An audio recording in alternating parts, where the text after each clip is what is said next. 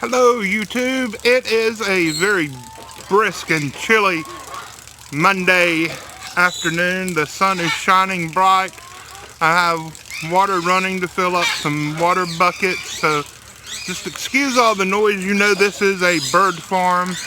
You're watching Daybird Aviaries. My name is Robert. I am the bird master here. Today I'd like to talk to you about some of my favorite chickens.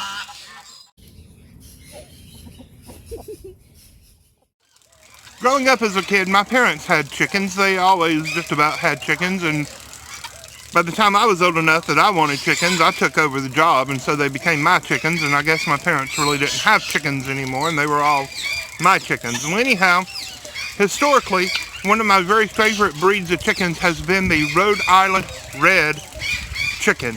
They are big, they're bold, they're beautiful, they're red, and I love them.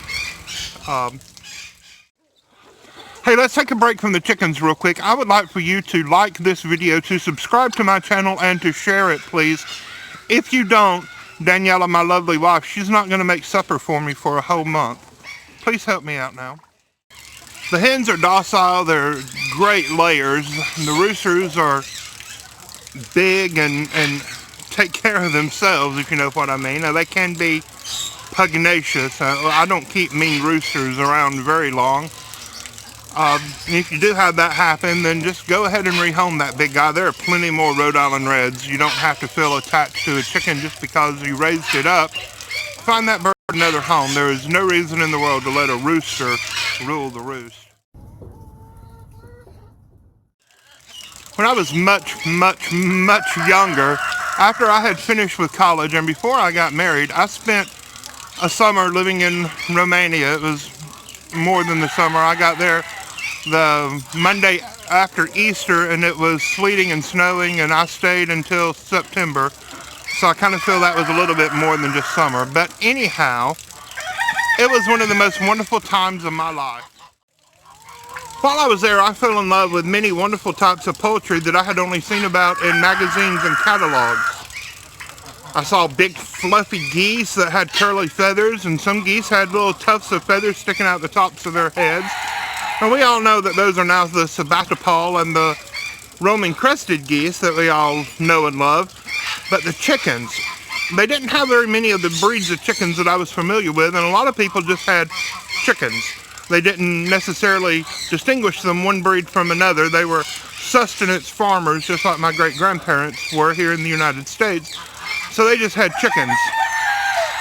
Now, a novelty for several farmers were bantam chickens. They actually called those Americans. I don't know why. I'm not going to get into that. But they had a breed of chicken called Gât Golaş to Transilvania. And I learned that that is translated to mean Transylvanian naked neck chickens. Yes, the Turkens. No, they're not half turkey and half chicken. They are all chicken, but they're missing feathers. Lots of feathers, not just on their necks. They probably have a third less feathers all over their body than most other breeds. Now, don't worry. They are very winter hardy and take care of themselves very easily, very readily. Now, that gene is a dominant gene.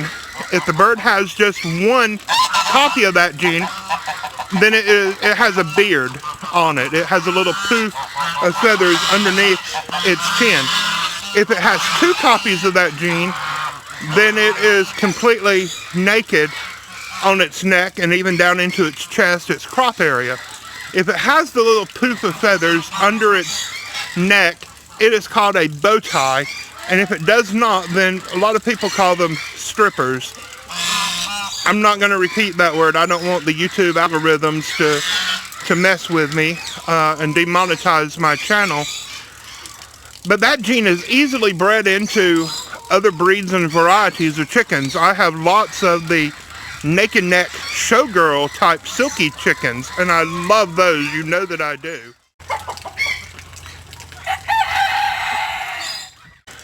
Anyhow, the Rhode Island red chickens have, like I said, historically always been one of my favorite breeds, but I really did like the naked neck Turkens. So I actually got married while I was in Romania to Daniela, my wonderful wife of almost 22 years now. And I decided to order a bunch of the Turken chickens, baby chicks, from a hatchery. I found out she didn't like them. She thought they were ugly. How dare she think that her little Romanian chickens were ugly? Well, anyhow, I got a flock of cuckoo marins, a French breed, that she absolutely loves. So this is her flock of chickens, and I can't just go with just standard cuckoo marins. I have to get the golden cuckoo marins.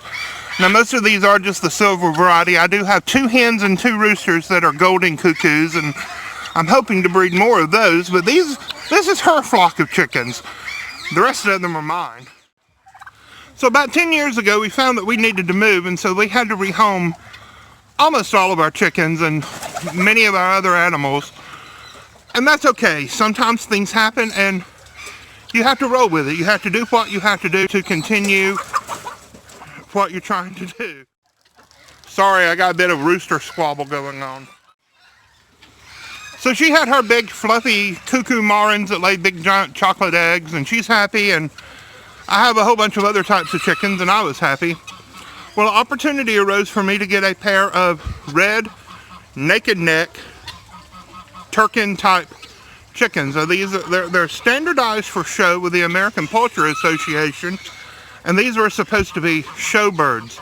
And I got them, and they were young, and they grew into beautiful, beautiful birds.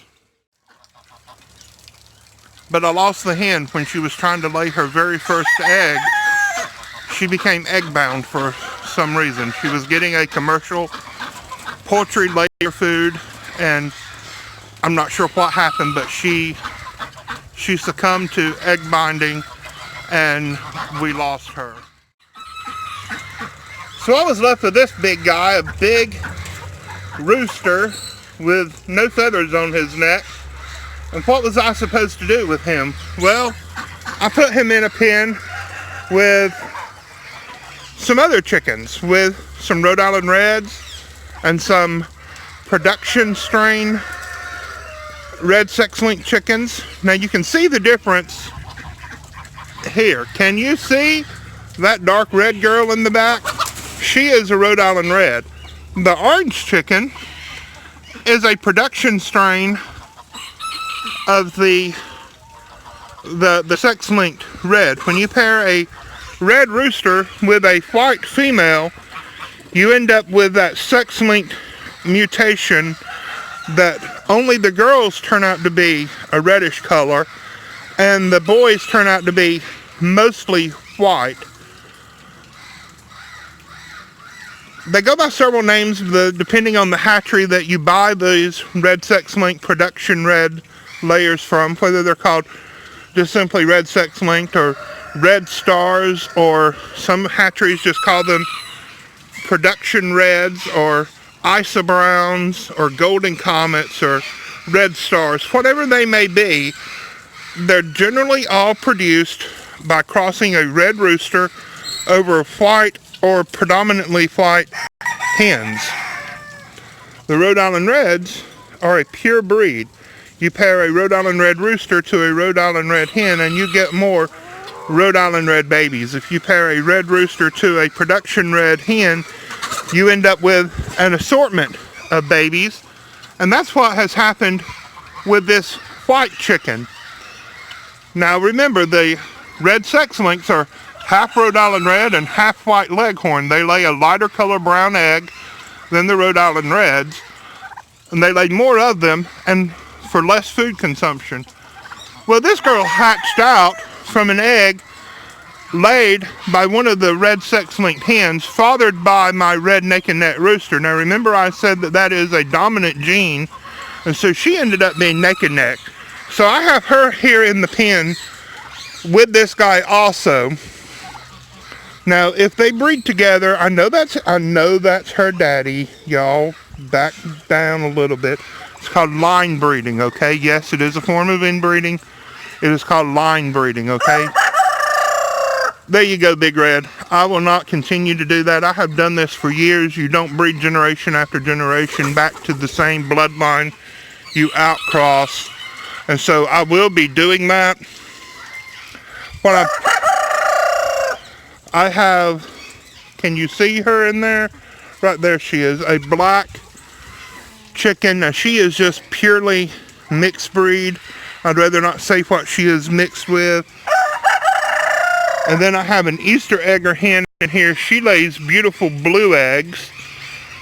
And I will be taking those two out very soon, and I'm going to be giving those away to a cousin. There's Big Red in action. And I'm also, thank you for that. I'm also going to be giving him the red sex-linked hens. So I'm going to be giving him about 5 hens and then probably a Wyandotte rooster to go with them. I have an extra one of those. And so I'm going to focus on a red naked neck project. Now I know which egg she lays because it's white. Her mother was one of the red sex-linked, but she has ended up with white eggs and a very, very pale brown. Let's put it that way. It's not white like a white leghorn, but I'm very happy and very pleased with her. And so I'm going to try to order some hatching eggs from standard size red naked neck chickens.